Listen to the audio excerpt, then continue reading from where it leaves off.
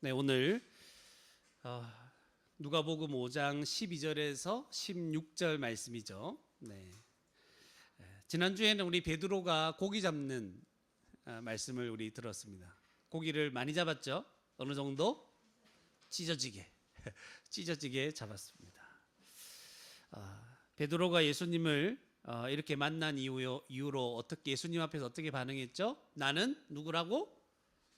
죄인이다. 자기가 죄인이라는 걸 깨닫게 되는 거예요. 그리고 나를 떠나달라고, 내가 주님 앞에서 하나님 앞에 설 수 없는 자라는 걸 인식하게 될 때 우리 주님은 베드로를 받아주셨죠. 그를 받아주시고 어떻게 하셨습니까? 오히려 사람을 취하는, 생명을 살리는 자로 그를 구원하시고 그를 하나님 나라 백성으로 삼아 주셨습니다.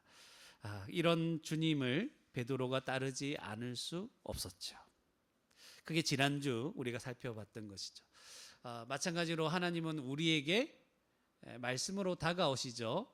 말씀으로 다가오셔서 말씀을 여러분이 깨닫게 되고 또 깨닫게 되면 무슨 일이 일어납니까? 나는 죄인입니다. 우리가 죄인이라는 걸 깨닫게 되죠. 내가 하나님 앞에 설 수 없습니다. 아무런 자격이 없습니다. 이걸 깨닫게 되는 거예요. 그때 우리 주님께서 우리의 죄를 용서해 주시고 십자가의 은혜로 우리를 용서해 주시고 우리를 받아주시고 다른 사람을 오히려 살릴 수 있는 그런 복된 자로 만들어 주시는 거죠. 하나님 백성으로, 하나님 나라 백성으로 삼아 주시는 것입니다.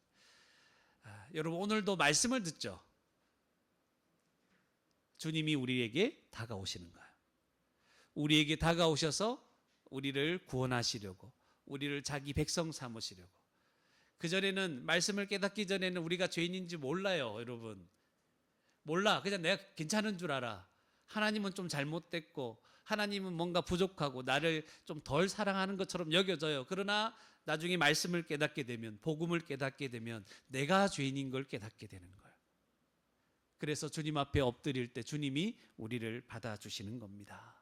이 사건 이후에 오늘 본문 말씀, 나병 들린 병자, 나병 환자가 나타납니다.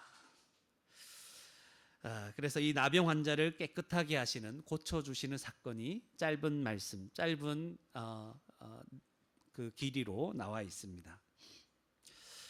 이 본문을 좀 간단하게 설명하면, 이제 나병 환자가 예수님께 고침을 받는데 그 이후로 사람들이 점점 예수님께 몰려드는 거죠. 근데 예수님은 그 사람들을 몰려오는데 어떻게 하셨어요? 떠나가셨습니다.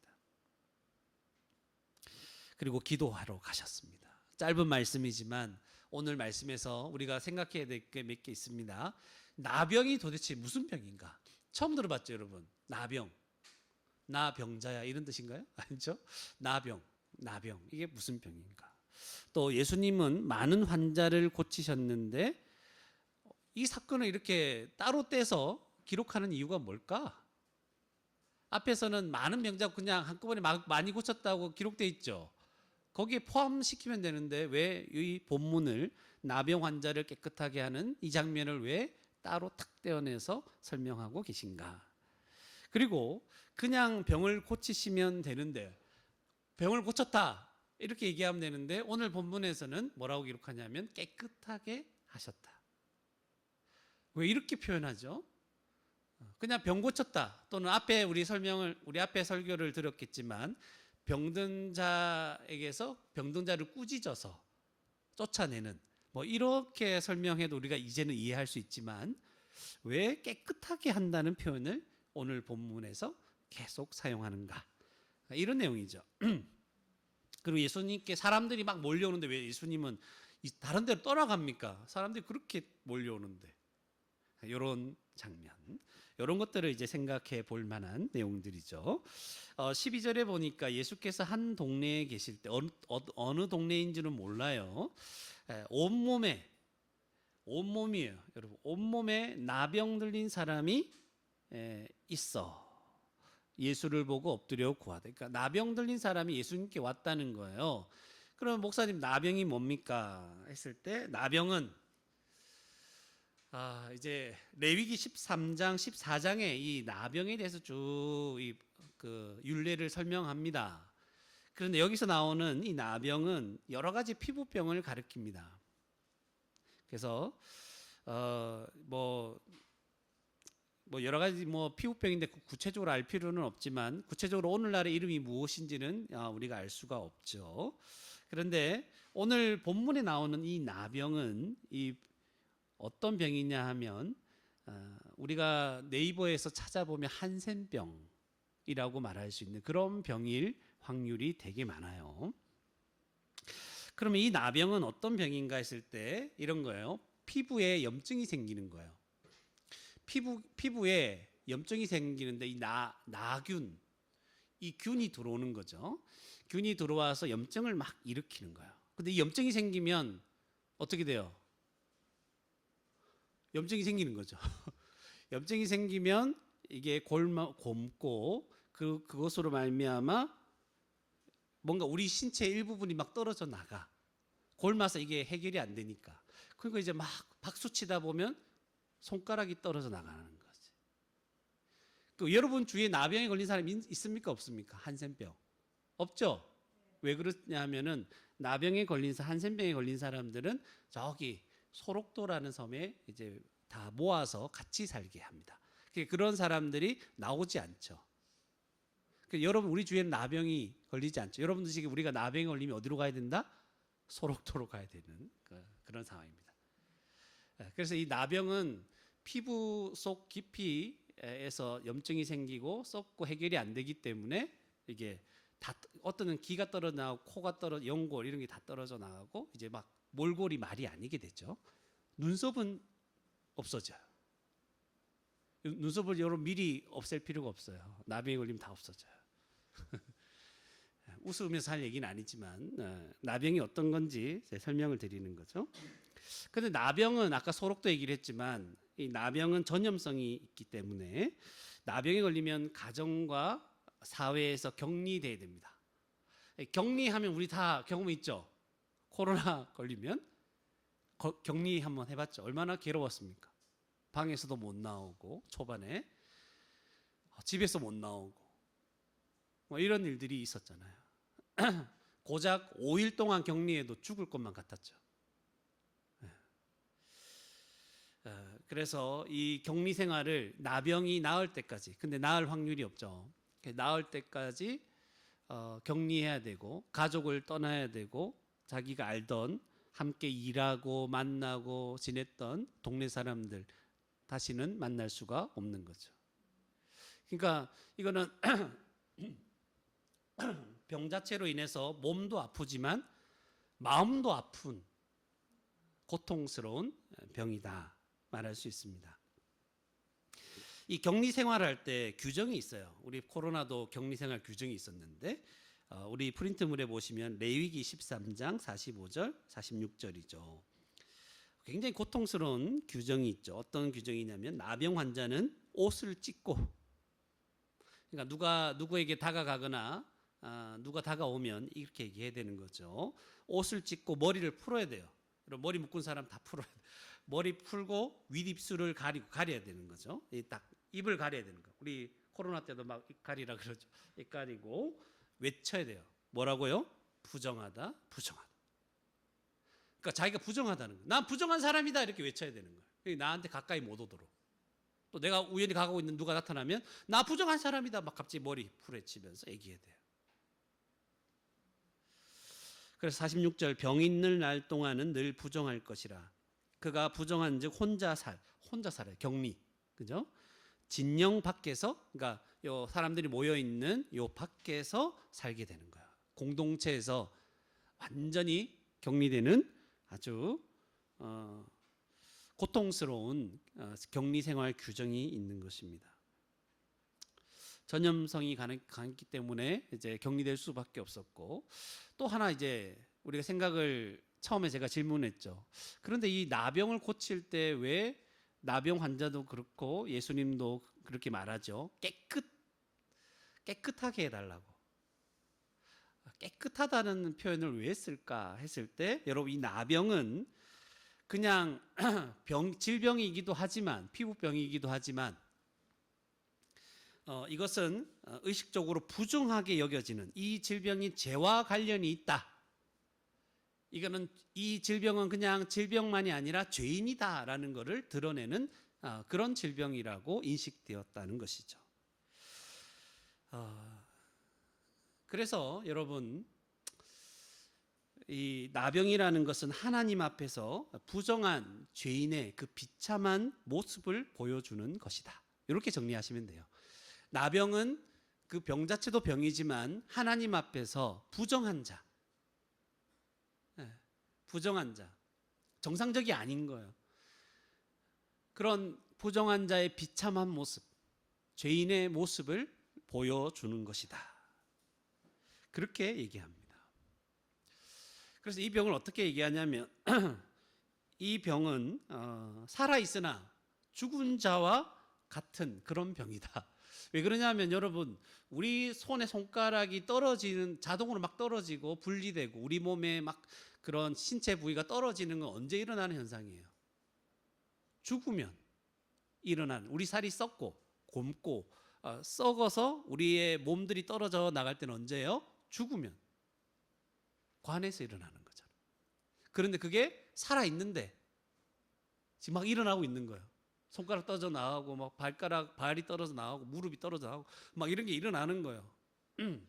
그러니까 살아있는데 죽은 자에게 일어나는 현상들이 일어나는 거예요. 살아있으나 죽은 자 같은 병이죠. 그게 부정한 거. 이런 것은 죄로부터 오는 거죠. 죄로 말미암아 질병이 왔고 죄로 말미암아 사망이 왔잖아요. 그러니까 이런 것들을 잘 드러내 주는 겁니다. 그렇다고 해서 여기 나병 환자가 어떤 자기가 지은 특별한 죄 때문에 그런가? 아니라는 거예요. 예수님이 분명히 말씀하십니다. 프린트물에 보시면 요한복음 9장 3절에 예수께서 대답하시되 이 사람이나 그 부모의 죄로 인한 것이 아니라 이렇게 얘기하죠. 그러니까 날 때부터 맹인된 사람을 보면서 제자들이 뭐라고 하냐면 이 사람이 맹인된 게 누구 죄 때문입니까? 이렇게 물었는데 그게 아니라고 우리 주님 말씀하시죠. 그러니까 어떤 병에 걸렸다고 해서 그 사람이 죄지었기 때문에 꼭 병에 걸리는 건 아니다. 그냥 우리가 건강해도 우리가 살아가는 것 자체가 죄 때문에 사망 아래 거하는 우리 인생이다. 죄인. 우리 서로 보면 지금 병에 안 걸려가지고 멀쩡하게 보이잖아요. 근데 이게 멀쩡한 게 아니라는 거예요. 멀쩡한 게 아니라 하나님 앞에서 부정한 죄인의 비참한 모습이다. 이걸 보여주는 게 나병인 거예요. 그러니까 우리는 뭐라고 외쳐야 돼요? 부정하다, 부정하다. 우리 약간 교회 올 때 머리 풀어 헤치고 와야 되지 않을까? 부정하다 들어올 때 부정하다, 부정하다. 그러면서 우리 주님께 나와서 주님 때문에 나는 정하여졌습니다. 깨끗하게 되어졌습니다. 이렇게 고백하고 하며 나오는 게 성도가 아닌가 이런 생각도 해보게 됩니다. 그가 예수님을 봤습니다. 어떻게 합니까? 엎드려서 12절이죠. 중간에 예수를 보고 엎드려 구합니다. 그러니까 무슨 말이냐면 예수님께서 이 자신의 이 병, 이 나병은 고쳐집니까? 안 고쳐집니까? 안 고쳐져요. 그래서 절대로 고쳐질 수 없는 병이라고 인식하고 있는 거예요. 이 나병을 예수님은 고칠 수 있다 없다? 있다. 구약 성경에 나병이 고쳐짐 받는 경우가 한 번 있었죠. 언제요? 엘리사. 누구? 나아만. 나아만이라서 나병인가? 그런 걸 모르겠는데 하여튼 그때 있었잖아요. 그죠? 그 선지자가 고쳤던 그 병인데 이 절대로 고쳐질 수 없는 이 병. 이 병을 예수님이 고칠 수 있다. 이 생각이 벌써 나병 환자에게는 있었던 거예요. 그러니까 예수님을 보고자마자 엎드려서 뭐라고 하죠? 주여 원하시면 12절 마지막에 원하시면 나를 깨끗하게 하실 수 있나이다. 이렇게 고백하는 거예요. 와, 원래 어떤 사람도 이제 이게 깨끗함을 받지 못할 병이기 때문에 주님이 아니면 하나님으로부터 온 능력이 아니면 이 고쳐질 수 없잖아요. 그런데 그 능력이 누구한테 있다? 예수님에게 있다. 이걸 인식하고 있는 거예요.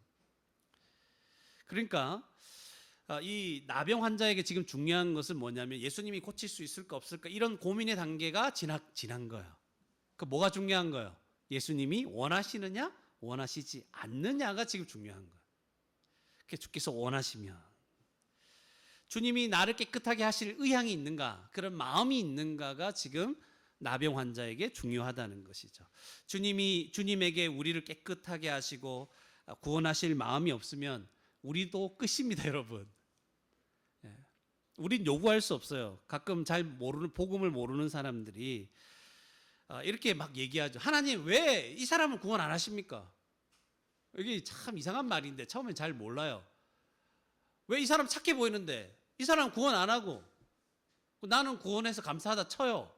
근데 왜 내가 기도했는데 이 사람 기도 안 해, 이 사람은 안 고쳐줍니까? 구원 안 해줍니까? 이런 얘기 하죠. 근데 주께서 원하시면 이 뜻을 잘 모르는 거죠. 구원이 누구에게 달렸다? 오직 주님께 달렸다. 하나님께 이 사람을 구원해 달라고 왜 구원 안 하십니까? 이렇게 따질 권리가 있는 사람이 있습니까? 없습니까? 하나님 사랑이 많으시다면서요. 왜 나 구원 안 해주십니까? 이렇게 따지고 들어갈 만한 자격이 있는 사람이 있나요? 없습니다, 여러분. 근데 이런 걸 잘 모르는 거예요. 주님이 원하시지 않으면 저와 여러분도 우리의 죄로 말미암아 영원한 벌을 형벌을 받을 수밖에 없는 그런 자입니다. 우리 친구들도 생각을 하는 거죠. 내 엄마 따라 교회 가면 구원받겠지. 천만에. 엄마 따라갔으니까, 엄마 시킨 대로 다 했으니까, 아빠 시킨 대로 다 했으니까 나 구원받지 않습니까? 천만에. 절대로 그렇게 안 됩니다. 주께서 원하시면 구원을 받는 거야. 그래서 예수님이 뭐라고 대답하실까가 되게 중요한 거예요. 예수님이 뭐라고 대답하셨을까? 13절에 예수께서 손을 내밀어 그에게 손부터 내미시죠. 대심에 이르시되 내가 원하노니. 와, 다행입니다. 주님이 원하신대요. 주님이 원하신대. 할렐루야. 주님이 원하신대요. 원하시니 내가 원하노니 깨끗함을 받으라 하신대 나병이 곧 떠나니라. 예수님이 먼저 나병 환자에게 대답하실 때 먼저 한 일은 손을 내밀어 대시는 거예요. 원래 나병이 부정한 병이거든요. 그 부정한 자에게 접촉하면 그 사람도 부정해진다는 거야. 그런데 이상하게 예수님은 부정한 자의 손을 내밀면 예수님이 나병에 걸려야 되죠. 부정해지는 거예요, 의식적으로도. 그런데 오히려 나병이 깨끗해지고 고침을 받고 이런 일이 벌어지는 거예요. 사람들은 생각할 때 와, 예수님 부정해졌다 이렇게 느낄 거거든요. 그런 거 다 감안하고 예수님은 손을 대시는 거죠. 왜냐하면 이 나병 환자를 깨끗하게 원하시는데 그를 얼마나 사랑하시는지, 그를 얼마나 긍휼히 여겨 주시는지를 그대로 보여주시는 거죠. 그냥 말로만 야 깨끗해져라 뭐 그래 알았다 이렇게 넘어가는 게 아니고 손을 대시며 아무도 손대기 싫어하고 손댈 수 없는 그 사람의 몸에 손을 대시는 거예요. 내가 너를 사랑한다. 내가 너를 긍휼히 여긴다. 사람들이 다 너를 꺼려하고 싫어하는 너, 그러나 나는 너를 사랑한다. 너조차도 너에 대해서 저주하고 너를 싫어하는 바로 그 너를 내가 사랑한다. 예수님이 오늘날 저와 여러분에게도 말하는 거죠. 아무도 나를 사랑하지 않습니다, 목사님. 나도 나를 보니까 내가 싫어요. 그런데 예수님은 말씀하십니다. 그러나 나는 너를 사랑한다. 손을 내미시며 우리를 깨끗하게 하기를 원하십니다. 예수님이 깨끗함을 받으라 말씀하시니 나병이 곧 떠났습니다. 예수님이 원하신 거예요. 나병 환자는 아주 마음 졸이면서 얘기했는데 예수님이 원하셨다는 거예요. 마찬가지로 죄인인 저와 여러분이 하나님 앞에서 깨끗해지기를 예수님은 원하셨기 때문에 십자가에서 죽으셨습니다. 주님은 우리가 죄에서 이 부정함에서 정상적이지 않은 것에서 죄인으로 살아가는 이 비참한 인생에서 우리를 회복하시기를 원하십니다. 예수님이 원하십니다. 우리는 기대도 안 할 수 있어요. 그러나 예수님이 원하시고 있습니다. 그래서 우리가 구원받은 거예요. 우리가 교회 나오고 예수 믿게 된 거 그냥 이루어진 게 아니라 예수님이 원해서 예수님의 사랑 때문에 이런 일이 우리에게 일어났다는 것이죠. 얼마나 감사한 일입니까? 14절에 그런데 예수님이 경고하시죠. 다 고쳐주셨는데, 깨끗하게 해주셨는데 경고해. 경고 탁 날리는 거야. 어떤 경고일까? 보세요. 14절에 아무에게도 이르지 말고, 첫 번째 경고는 아무에게도 말하지 말라. 입 다물어! 이렇게 얘기하는 거예요. 입 다물어. 아무에게도 이르지 말라. 두 번째는 가서 제사장에게 내 몸을 보이고, 제사장에게 보이라는 거예요. 입 다물고 제사장에게 몸을 보여라. 세 번째는 뭐예요? 네가 깨끗하게 됨으로 인하여 모세가 명한 대로 예물을 드려서 그들에게 입증하라. 그러니까 입증하라는 거예요. 요 세 가지를 경고 삼아 말씀하시는 거죠. 아무에게도 이르지 말라. 뭐 왜 그런 말을 하셨을까? 그냥 답만 말씀을 드리면, 막 사람들에게 이르면 사람들에게 소문이 나겠죠. 소문이 나면 와, 나병은 고칠 수 없는 병이었는데 막 나았다는 거죠. 난리가 나겠죠. 우와, 놀라운 선지자 같은 사람이 왔다, 막 오겠죠. 예수님은 그런 일을 별로 원하지 않는 거예요. 또 그 중에 하나는 예수님에 대해서 오해할 수 있어요. 예수님은 그냥 병 고치고 놀라운 능력을 행하는 그런 분이다. 그리고 예수님에 대해서 오해한 마음으로 가지고 사람들이 몰려올 수 있는 거예요. 그래서 이런 거 별로 원하지 않는, 입 다물고 제사장에게 가라, 이렇게 얘기하는 거죠.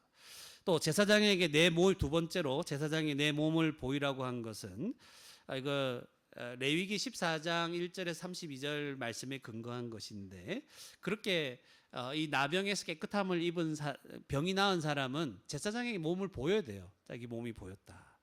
이걸 보여야 제사장이 확인하고 어디로 돌려보낸다? 집으로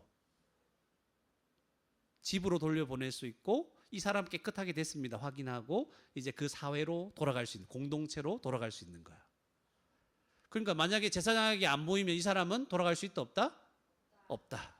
그러니까 예수님은 그의 나병을 깨끗하게 하셨을 뿐만 아니라 그의 관계까지도 회복시켜 주신 거야.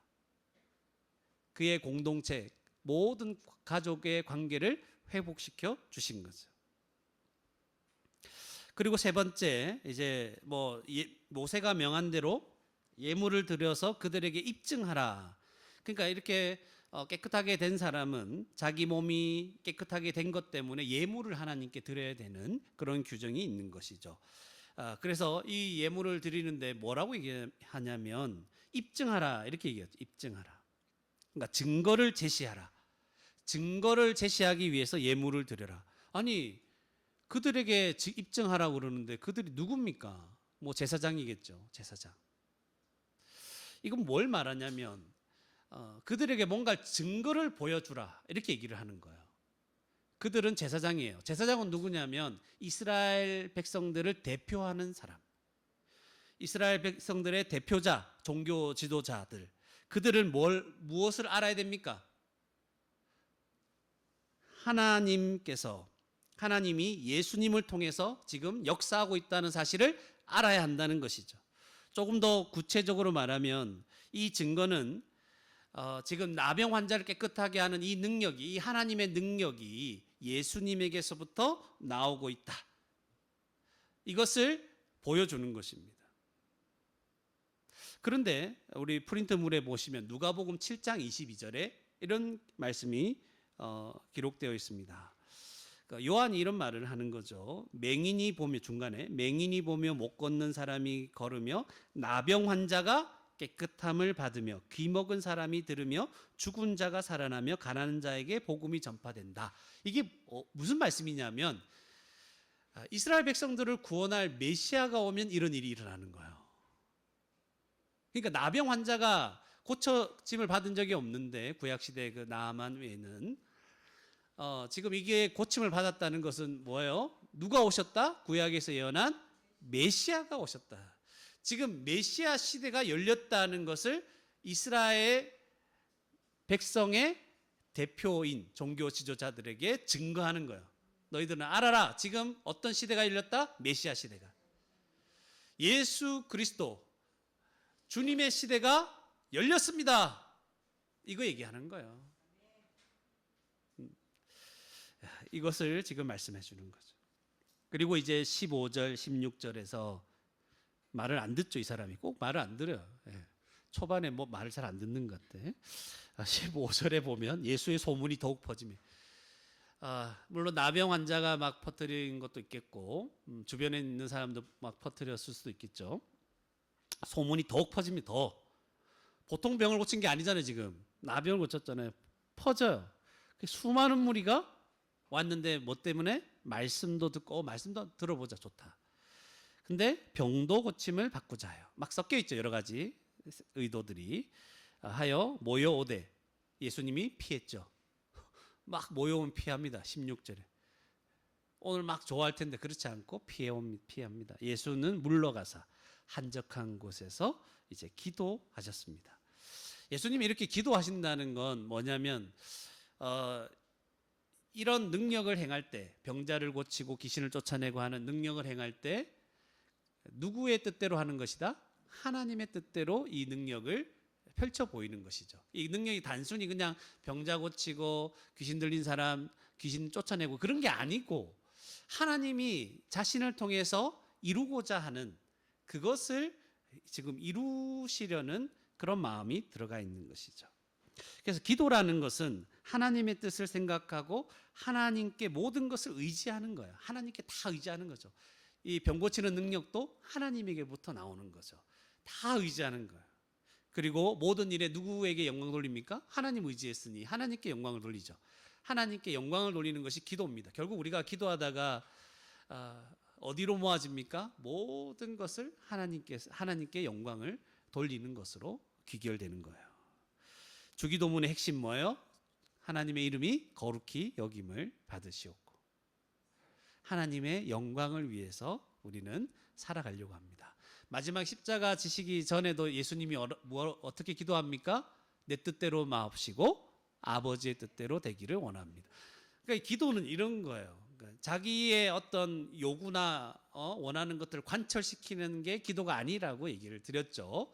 그게 아니고 물론 우리가 답답해서 원해서 기도하는 게 있어요. 주님이 보시고 들어주시길 원하죠. 하나님 뜻대로 가장 선하게 들어주시길 원해요. 그러나 결국에는 주의 뜻이 이루어지기를 지도록 하시는 거예요. 네. 그게 오늘 본문의 내용입니다. 오늘 본문의 내용을 가지고 간단하게 한 3가지 정도만 말씀을 드리겠습니다. 첫 번째, 예수님은 우리가 깨끗하게 되기를 원하십니다. 첫 번째, 예수님은 우리가 깨끗하게 되기를 원하십니다. 우리가 깨끗하게 되기를 원하신다는 거죠. 근데 우리가 하나님 앞에서 어떤 존재입니까? 깨끗하게 되기를 원한다는 것은 부정하고 비참한 죄인이라는 거죠. 하나님은 어떤 계획이 있었냐면 거룩하신 하나님 앞에서 우리를 거룩하고 흠없는 자로 창조하셨고 그런 모습으로 살아가도록 하기 위해서 사람을 창조하신 거예요. 에베소서 1장 4절 보세요. 곧 창세전에 그리스도 안에서 우리를 택했죠. 우리로 사랑 안에서 그 앞에 어떻게 거룩하고 흠이 없게 하시려고 프린트문에 있습니다. 거룩하고 흠이 없게 하시려는 것이 하나님의 뜻입니다. 하나님의 계획입니다. 그런데 사람은 범죄하기 전에 하나님 앞에 서는 것을 두려워하지 않았어요. 하나님 앞에 그런 거룩이 있었죠. 물론 피조물이 하나님과의 완전한 차이가 있기 때문에 하나님에 대한 경외심, 천사가 하나님을 두려워하는 것처럼 그런 경외심은 당연히 있습니다. 그러나 하나님께서 동산에 거니실 때 나무 뒤에 숨는 일은 없었어요. 타락하기 전에는. 하나님과 대화하고 만나고 그랬던 존재죠.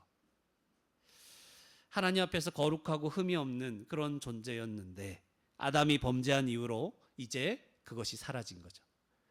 부정한 자가 된 것입니다. 그래서 속에서부터 온갖 더러운 것이 나오는 죄인이 되었습니다. 여러분 프린트물 보세요. 왜 우리를 부정하다 더럽다고 얘기하는지를 보세요. 나병은 몸으로 그걸 드러내요. 자기가 부정한 것을. 근데 그게 실제로 우리 가운데 어떻게 있는가? 마가복음 7장 20절, 23절, 20절에서 23절 말씀드릴게요. 사람에게서 나오는 그것이 사람을 더럽게 하느니라. 우리에게서 뭔가 나온대요. 우리에게서 뭐가 나와요? 21절.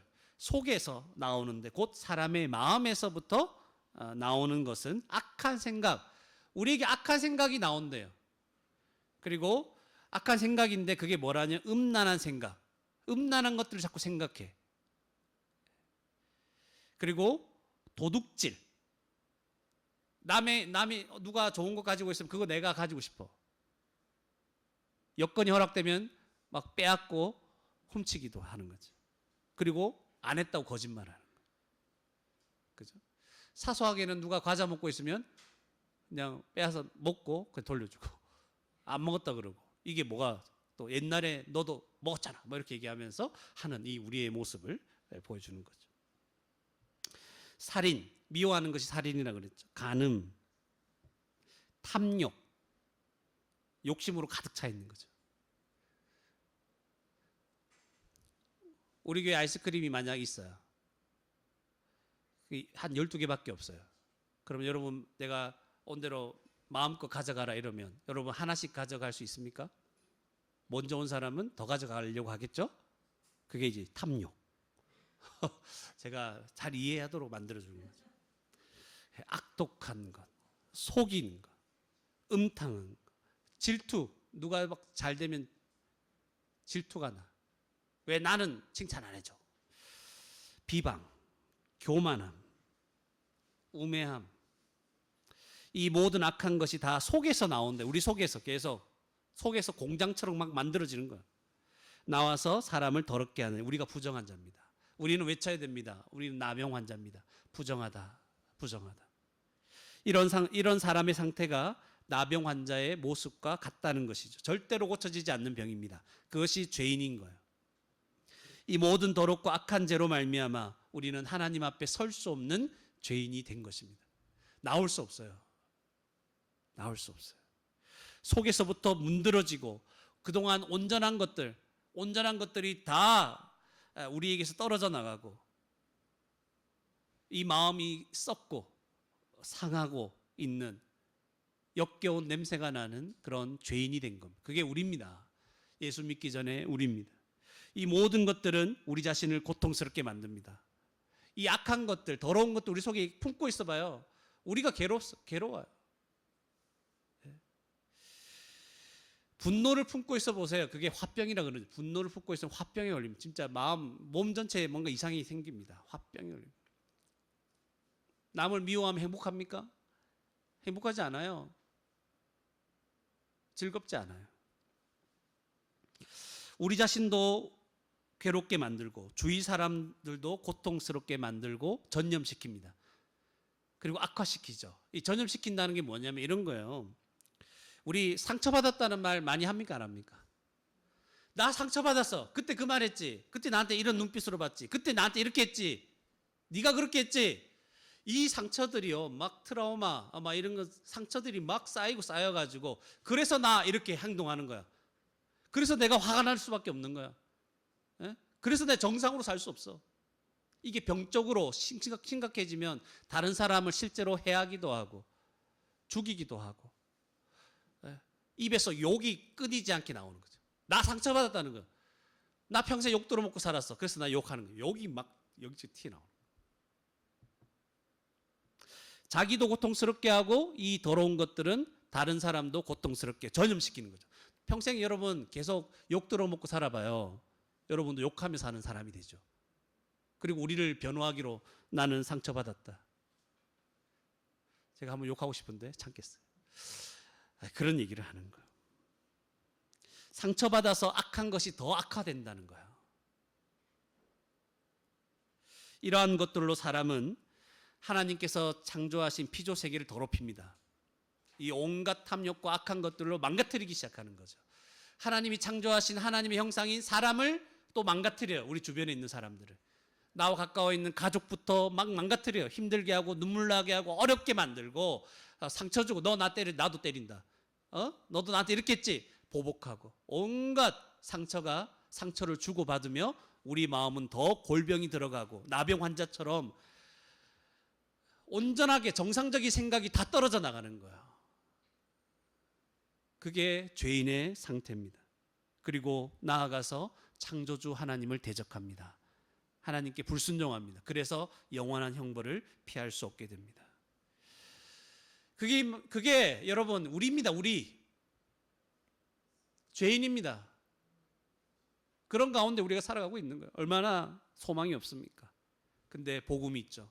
감사한 것은 예수님에게는 부정한 죄인을 깨끗하게 하실 수 있는 능력이 있다 없다? 있다.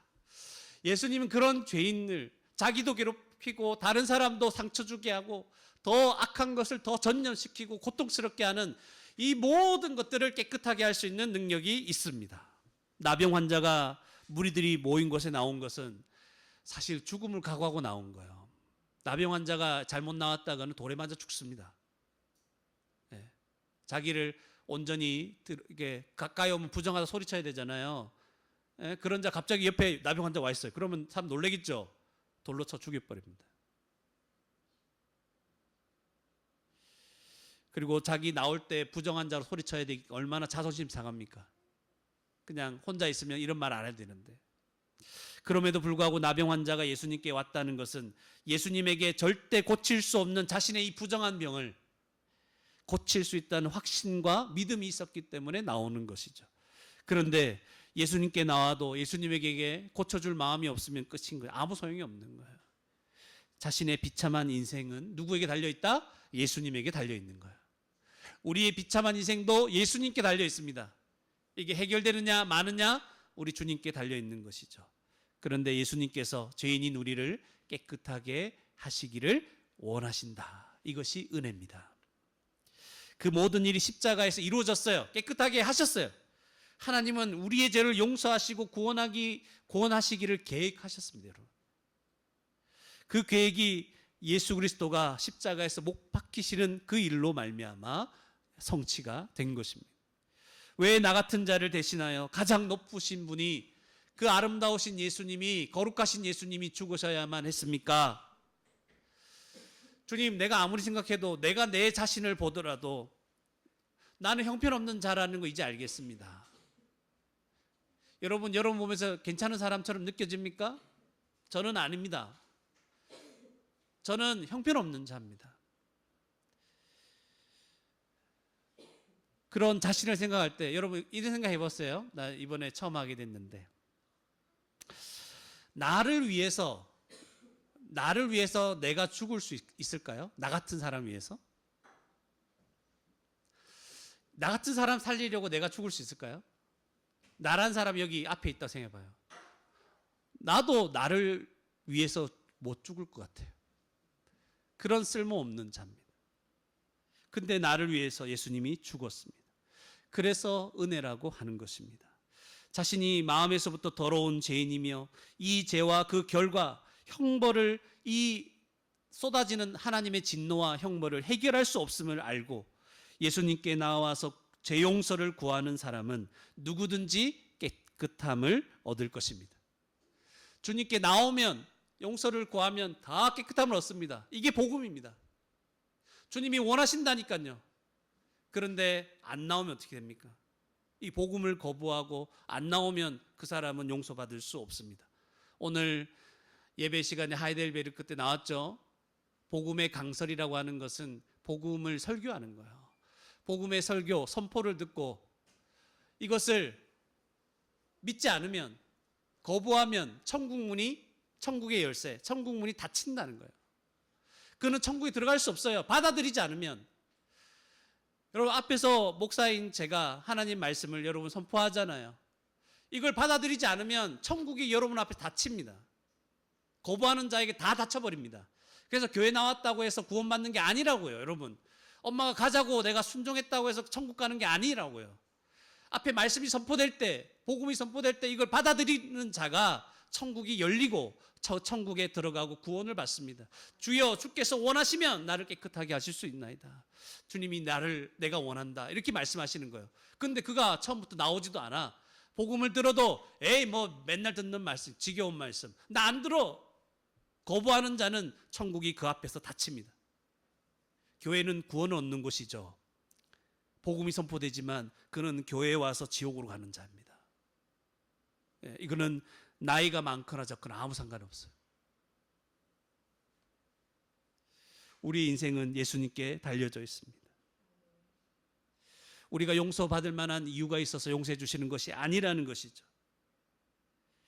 주님, 여러분, 깨달은 자들은 다 주님께 나와서 나를 깨끗하게 해달라고 구하시기 바랍니다. 그러면 구원을 얻고 하나님 나라에 들어가게 될 것입니다. 두 번째로, 예수님은 우리를 회복된 관계를 누리는 교회가 되게 하셨습니다. 예수님은 우리를 회복된 관계를 누리는 교회가 되게 하셨습니다. 여러분, 죄인은 사람들과 온전한 관계를 누리며 살아가지 못합니다. 죄 때문에. 죄인은 죄로 인해서 그래서 격리되어 살아가는 고통스러운 인생을 살아가고 있는 거예요. 나병 환자가 격리되었다 그랬죠. 근데 죄인인 우리도 마찬가지예요.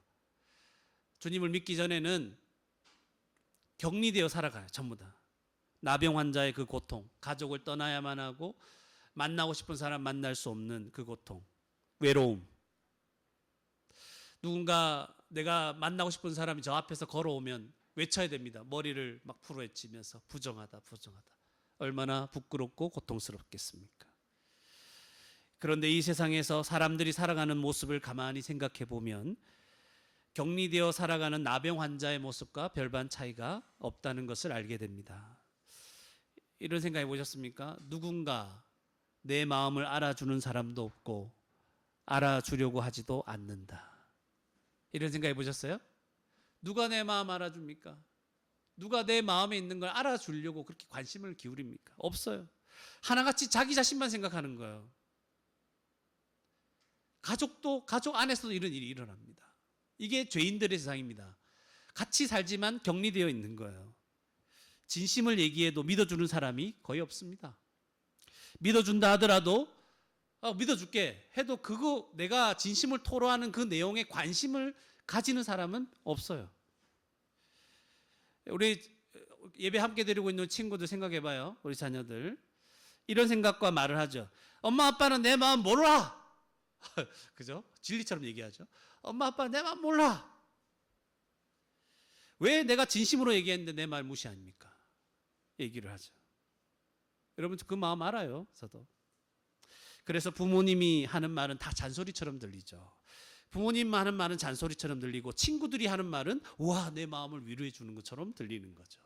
이게 이제 우리 자녀들이 커가면서 들은 생각들입니다. 세상에 나를 이해해 주는 사람이 없는 것처럼 보이는 거죠. 그러다 나중에 커서 친구에게 배신당하면 세상에 믿을 놈 하나도 없다, 이런 얘기가 진리처럼 나오는 거죠. 그런데 여러분, 반전이 있어요. 반전. 무슨 반전이냐면 부모들도 얘기하는 거예요. 자녀들은 부모 마음 모른다, 내 마음 모른다, 이렇게 얘기하는 거예요. 자녀들은 내 마음 모른다는 거예요. 내 마음 몰라. 그래서 자녀들을 너무 사랑하기 때문에 마음 속이 타들어가는 거죠. 그래도 자녀들이 부모의 마음을 무시하고 이렇게 잔소리로 막 자기 말을, 부모의 마음을 막 잔소리로 취급할 때 부모님 마음은 슬픈 거예요. 그냥 이해받지 못하니까. 그러니까 죄인들이 살아가는 세상은 가장 친근한 가족이라 하더라도 서로 내 마음 모르고 하나가 되지 못하고, 그죠? 슬프고 사랑을 줬는데 사랑받지 못하고 이해받지 못하고 그냥 서로 어떻게 보면 어떨 때는 원수처럼 살아가고, 근데 사랑하는 원수, 이런 이상한 관계, 함께 살지만 격리되는 인생을 살아가게 되는 것이죠. 가족들도 이 정도인데 사회에 나가면 어떨까요? 사회에서는요, 아예 진심을 말하지 않으려고 합니다. 한 번씩 술 먹고, 안 믿는 사람들 한 번씩 술을 먹어야 술김에 속에 있는 말 막 하죠. 그리고 술 깨면 후회하죠. 내가 그 말 왜 했을까? 이런 일이 많습니다. 그리고 일반적인 관계는, 사회에서의 관계는 사랑의 관계가 아닙니다. 먹고 살기 위해서 어쩔 수 없이 맺는 이해관계입니다. 이해관계. 그래서 이익이 없을 때, 이 사람과 관계 맺을 때 나에게 이익이 없다면 배려받지 못합니다. 배려하지도 않고. 그게 이해관계입니다. 세상에서의 관계예요. 누가 우리 마음, 힘든 마음 알아주려고 할까요? 이해관계 있을 때는 막 위로해 주려고 해요. 야, 그래, 너 힘들겠다, 이렇게 위로해 주지만 이해관계가 사라지면 그게 나와 무슨 상관이야, 이렇게 얘기를 하죠. 격리되어 있습니다. 갑을 관계가 형성되어 있는 거죠. 보이지 않는 곳에서는, 그래서 사회에서는 서로 시기합니다. 질투합니다. 잘 되면 그 꼴을 못 보죠. 깎아내립니다. 비난하고 욕하는 관계가 이해관계입니다. 또한 같은 한국어를 쓰는데 의사소통이 왜 이렇게 안 되는지 몰라요. 같은 언어를 쓰는데 사람들하고 왜 이렇게 의사소통이 안 되는지. 내가 이 말 했잖아. 그건 그 뜻이 아니잖아. 이거 해결하려고 한참 대화를 해야 돼요. 대하고 나서 결론은 또 이상하게 돼 있어요. 이게 이제 우리가 죄인들이 살아가는 격리 생활. 함께 살아가지만 격리죠. 누가 내 마음을 알아줄까? 알아주는 사람이 없습니다. 죄인인 우리는 마음속에서 나오는 더러운 것들로 인해서 점점 더 사람들과 이렇게 격리되어 살아가게 됩니다. 더 심해집니다. 더. 함께 살기 때문에 또 외로움은 덜할 줄 몰라요. 그러나 마음에서는 극한 격리가 일어나는 것이죠. 미움과 분노와 시기심으로 자꾸 서로를 마음에서 밀어내는 거예요.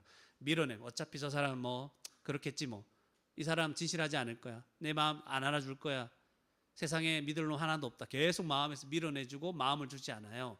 그런 게 이 세상입니다. 맞습니까, 여러분? 그게 사람입니다. 나병 환자와 똑같죠? 다 격리 생활. 그런데 감사한 것은 예수님께서 깨끗하게 하신 자들, 구원받은 성도들은 주님 안에서 하나 되게 하셨잖아요. 사람들과 온전한 관계를 누리며 살아가게 하신 것입니다. 예수님을 믿고 나니까 같은 믿음을 가진 자들이 같은 성령 안에서 변화된 거예요. 그래서 그리스도 안에서 한 몸이 되고 한 가족이 되었습니다. 죄 때문에 하나가 될 수 없었던 자들이 예수님 안에서 하나가 됐습니다. 진짜 하나가 된 것입니다. 그래서 그 결과 우리는, 그렇다고 해서 지금 완전한 건 아니에요. 네. 그 결과 우리에게서는 어떤 일이 벌어지냐면, 우리는 뒤에서 욕하지 않는 사람이 됐습니다. 여러분, 교회는 뒤에서 욕하지 않습니다. 욕하면 그 사람은 회개할 수밖에 없어요. 하나님을 알기 때문에, 성령께서 계시기 때문에 뒷사람 욕하고 두 다리 쭉 뻗고 잘 자는 사람은 신자가 아닙니다. 그는 불신자입니다, 여러분. 성령이 있는 사람은 뒤에서 욕하고 나면 이게 잠이 안 오는 거예요. 회개하고 용서를 빌지 않으면 잠이 안 오는 거예요. 사랑하려고 하는데 잘 되지 않아서 고민하고 회개하는 사람이 성도입니다, 여러분. 사랑하고 싶어요. 그러나 잘 안 돼. 힘들어. 막 유혹에 받고 막 마음이 힘들기도 해. 그러나 그것 때문에 하나님 앞에 죄송합니다, 이렇게 나오는 자죠. 은혜로 하나 된 것을 자주 경험하는 자들이 바로 된 것입니다. 우리가 영원히 하나 될 것을 소망하며 살아갑니다. 하나님 나라에서 우리가 완전히 항상 하나 되어 있는 모습 얼마나 좋을까요? 되게 좋겠죠? 너무 좋을 거예요. 의심하지 않는 그런 관계.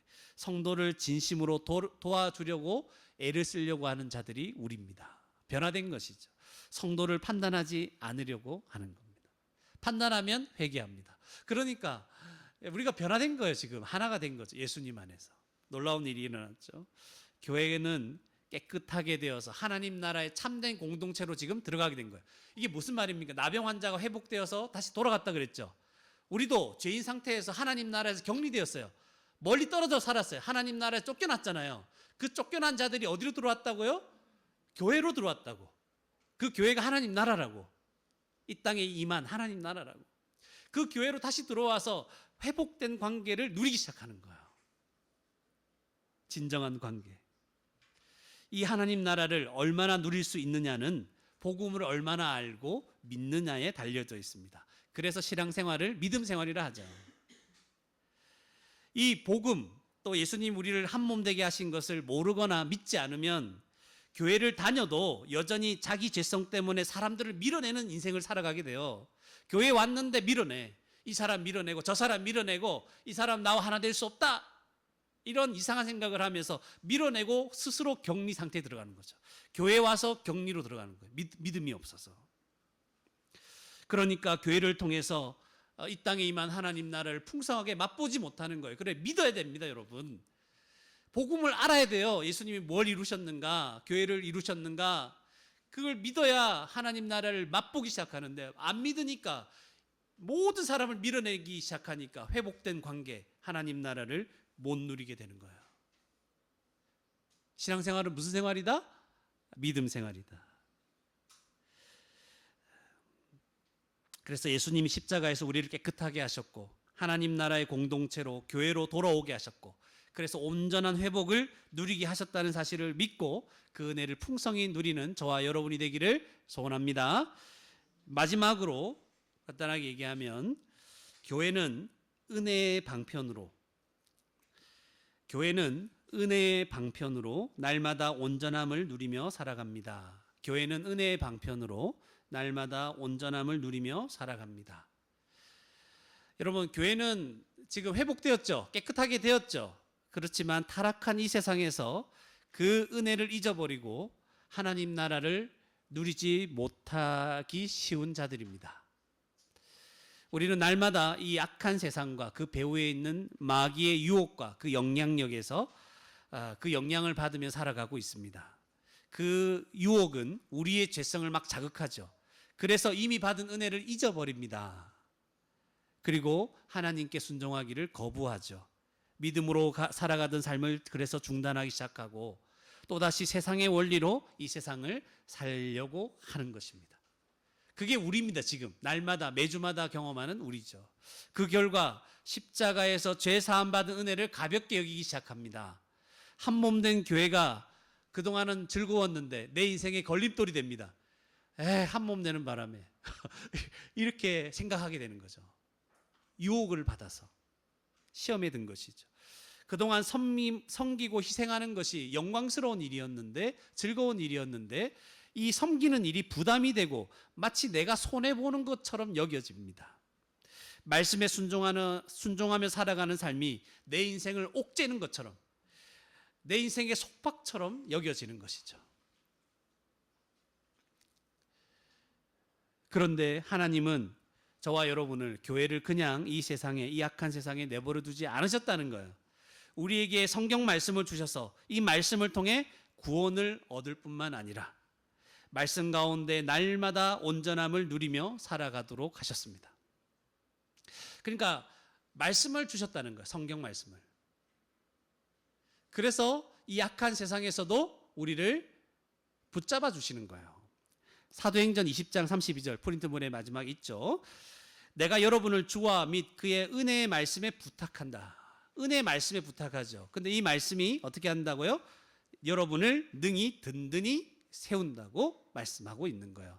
그러니까 우리 교회 와서 말씀을 듣고 함께 연구하고 나누고 개인적으로 말씀 연구하는 방법을 배워서 말씀을 묵상하고 하는 모든 것들이 우리를 든든하게 세워주는 거예요. 이 악한 세상에서 믿음 잃지 않도록 하나님 나라 누리는 것을 잃어버리지 않도록 딱 붙잡아 주는 게 말씀입니다. 그래서 말씀을 보고 들을 때마다 우리는 하나님의 사랑과 은혜를 막 깨닫게 되죠. 그리고 그 은혜에 합당하지 않은 우리 자신의 모습을 보면서 회개하는 마음도 일어납니다. 말씀을 보면 예수님을 통해서 이루신 모든 것을 믿는 믿음이 견고해집니다. 교회가 한 몸임이 믿어집니다. 말씀 계속 보세요, 여러분. 저는 교회가 한 몸이라는 거, 하나라는 거 안 믿어지는데 목사님. 처음에 이렇게 얘기를 많이 할 겁니다. 근데 말씀 보세요. 또 보세요. 생각하세요. 묵상하세요. 그 말씀을 하나님 말씀이라고 생각하고 보세요. 그러면 믿어질 겁니다. 교회가 하나라는 것, 한 몸이라는 것이 믿어지고 하나님 나라가 완성될 것이 믿어지고 그 나라가 소망이 되는 것입니다. 이 세상과 악한 마귀가 우리에게 영향력을 주고 유혹하던 모든 것이 떠나가게 되는 거예요. 말씀 볼 때마다. 말씀 볼 때마다 제정신이 차려지고 말씀 볼 때마다 소망이 다시 생겨나게 되는 것입니다. 하나님에 대한 믿음과 확신이 생겨나게 되는 것입니다. 그러므로 교회는 이 세상에서 살아가지만 말씀을 통해서 은혜 가운데 강해지는 거예요. 그래서 말씀하는 거예요. 말씀 가운데 강해집니다. 그래서 복을 누리는 자가 됩니다. 제가 마지막 그 얘기할 때 은혜의 방편이라는 말을 말했죠. 그죠? 은혜의 방편은 두 가지입니다. 말씀과 성례입니다. 성례. 말씀과 성례. 말씀은 방금 했죠. 성례는 세례와 성찬이죠. 네. 그래서 세례는 일생 가운데 딱 한 번 받죠. 믿을 때 한 번 받기 때문에 이게 반복되지 않지만 성찬은 오늘 할 성찬은 반복되는 것이죠. 보통 성찬은 1년에 일반적인 교회에서는 2번 합니다. 근데 우리 교회는 2달에 한 번씩 하죠. 자주 합니다. 복음을 분명히 알고 교회가 무엇인지 명확하게 알면 더 자주 할수록 좋습니다. 그런데 이걸 오해할 수 있겠다 생각되면 이걸 조금 덜 하는 거예요. 아시겠죠? 그래서 매주마다 하는 교회도 있습니다. 그래서 우리 교회가 점점 더 잘하고 복음이 뭔지 알고 교회가 더 뭔지를 확신하는 가운데 서 있다면 제가 성찬을 자주 하자고 하겠죠. 자주 하고 그 은혜를 누리게 될 겁니다. 성찬은 복음을 믿고 이 지역교회, 우리 사랑있는 교회는 사랑있는 교회에서 한 몸으로 살고 교회로 순종하며 섬기고 살고자 하는 자들이 믿음으로 참여하여 말씀과 같은 주님의 은혜를 누리는 겁니다. 말씀 받고 은혜 누리죠. 동일하게 성찬을 통해서 큰 은혜를 누립니다. 그래서 정회원이 아니더라도 이미 세례를 받은 자가 이 성찬에 참여할 수 있는데 그럴 때는 이 교회를 한 몸 된 교회로 받아들여야 됩니다. 그걸 만약에 안 받아들인 상태로 성찬에 참여할 수는 없어요. 이 교회를 자기 교회로 받아들입니까? 했을 때 네, 그렇게 하겠습니다. 이렇게 할 때 정회원이 아니더라도 세례받은 자가 성찬에 참여할 수 있습니다. 그러면서 교회의 지도에 순종하겠다. 함께 이 교회를 세워나가겠다. 그렇게 서약을 해야지만이 여기에 참여할 수가 있는 것입니다. 다른 교회에서는 세례를 받았다 해도 이런 고백과 서약 없이 성찬에 참여하는 데가 많죠. 그래서는 안 됩니다. 성찬을 통해 주님은 우리에게 주님이 십자가에서 이루신 모든 은혜를 넘치게 할 것입니다. 그러니까 여러분 성찬하는 것을 보면서 여러 가지 생각이 들 겁니다. 목사님 성찬하면 무슨 유익이 있습니까? 말씀드릴게요. 간단하게 몇 가지만 얘기해 드릴게요. 성찬하면 무슨 유익이 있습니까? 성찬하면요 믿음으로 참여해야 됩니다. 이게 제일 중요해요. 믿음이 강해집니다. 환난과 어려움에도 잘 넘어지지 않게 하실 것입니다. 굳건한 마음을 주십니다. 하나님의 영광을 위해 살고자 하는 마음이 강력해집니다. 말씀에 대한 사모함이 깊어지고 죄를 회개하고 죄를 짓는 삶에서 멀어지고자 합니다. 매사에 하나님을 의지하게 됩니다. 모든 일상에 하나님의 도우심을 깨닫고 감사하게 됩니다. 거룩하게 살고자 하는 마음과 그럴 수 있는 힘을 주십니다. 말씀이 막 깨달아지기 시작합니다. 그리고 그 말씀을 굳게 붙잡게 됩니다. 두려워하고 걱정하며 뒤로 물러나 있던 그런 사람이 갑자기 용기를 가지고 일어설 수도 있게 됩니다. 하나님의 자녀된 것을 실감합니다. 내가 하나님 자녀구나. 이게 실감이 됩니다. 하나님 나라를 상속받게 될 것을 막 소망하게 되죠. 이 땅의 고통들을 그러면서 이겨내게 되는 것입니다. 분노하고 미워하는 마음이 용납하고 용서하고 사랑하는 마음으로 변화되는 것입니다. 누가 이런 은혜를 받습니까? 믿음으로 참여해야 받습니다. 그냥 제가 그런 얘기했죠. 그냥 여기 나와서 이 빵과 이 포도주를 받는 이거 먹는다고 해서 그냥 자동으로 일어나는 게 아니고 이건 보여지는 것이죠. 믿음으로 참여해야 됩니다. 무엇을 믿어야 됩니까? 복음을 믿어야 돼요. 십자가 복음을 붙들고 의지하지 않으면 안 돼요. 예수님께서 십자가에서 내 모든 죄를 대신하여 죽으셨다. 그걸 믿지 않으면 안 됩니다. 교회의 하나됨을 믿지 않는 것도 안 됩니다. 그러면 이 은혜를 온전히 누릴 수가 없습니다. 주님, 이 함께 성찬에 참여하는 자들 내 몸입니다. 내 한 가족입니다. 이것을 고백하지 않고 이것에 대해서 거부하는 꺼리는 마음이 있으면 안 돼요. 누릴 수 없어요. 그럴 때는 자신의 죄를 먹고 마시기 때문에 참여하는 것이 오히려 해로운 것이 됩니다. 그걸 명심하셔야 됩니다. 오늘 성찬식의 은혜로 더 온전해지기를 바랍니다. 그리고 이제 수련회, 이번 주 수련회 가는데 수련회를 통해서 그 풍성한 말씀으로 인해서 더 은혜 가운데 강해져서 이 악한 세상에서 깨끗하고 온전한 자들로 살아갈 수 있는 저와 여러분이 되기를 주님의 이름으로 축원합니다. 함께 말씀을 생각하시면서 기도하시겠습니다. 우리 기도하실 때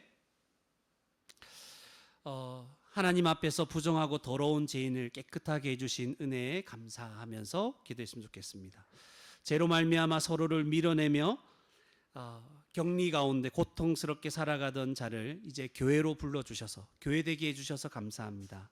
하나님 나라의 공동체에 들어오게 하셔서 감사합니다. 믿음으로 누리게 하여 주시옵소서. 또한 말씀으로 또 성찬으로 우리의 믿음을 견고하게 해주시고 붙들어 주셔서 감사합니다. 날마다 이 은혜에서 떠나지 않기 위해서 주님 앞에 또 말씀 앞에 나와서 그 말씀을 붙들게 하여 주시옵소서. 함께 말씀을 생각하시면서 기도하시겠습니다.